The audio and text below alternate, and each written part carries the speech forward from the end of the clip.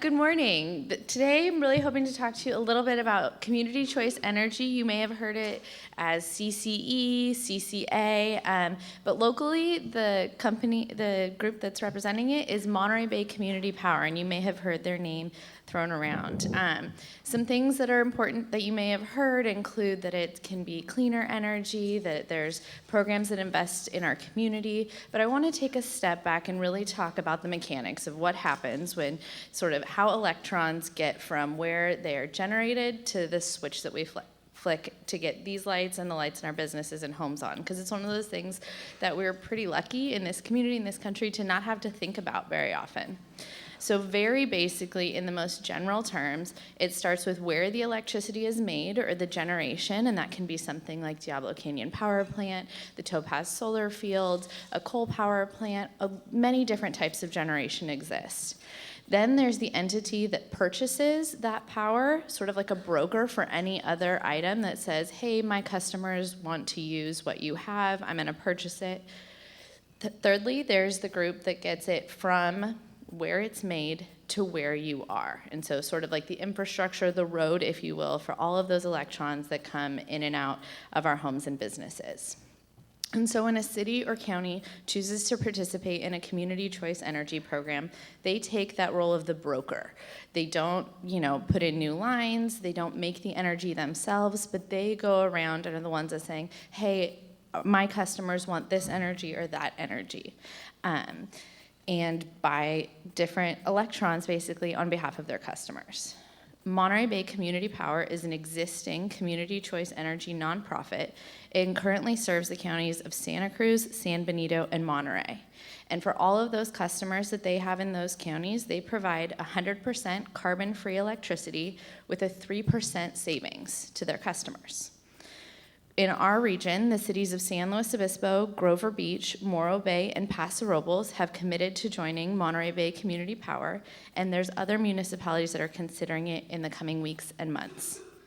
Our chamber supports this move as it aligns with our economic vision, Imagine SLO, in furthering sustainable solutions that support healthy economic growth and ensure community resiliency.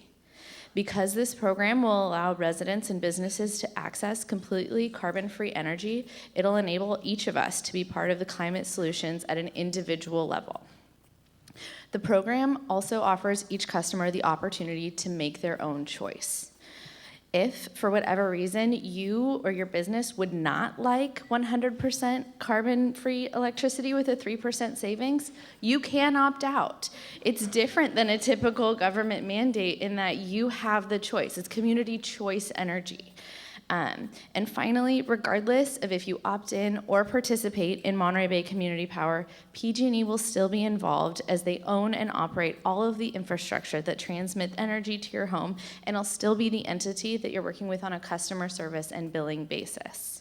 So I know that it can be a little bit complicated. I really encourage you to reach out to Monterey Bay Community Power, to Jim or myself, or any of the cities that are participating, because this is a huge opportunity for our community and all of us as individuals to be part of the climate solutions that we advocate for as a chamber and as a community.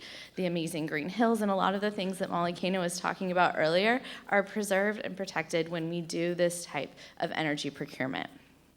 So finally, in addition to the advocacy work that Jim and I and so many of our volunteers do on behalf of all of our members, we strive to build relationships with elected officials throughout the region and hold events that enable each of you to hear directly from and get your question answered by different elected individuals and to better understand their approaches to issues.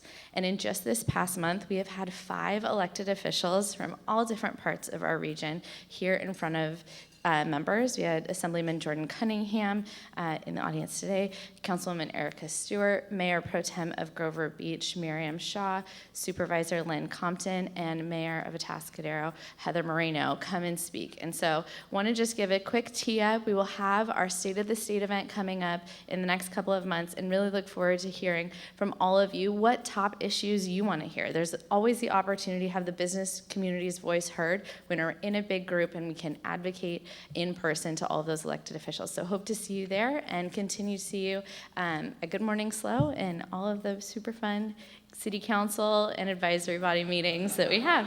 Thanks so much.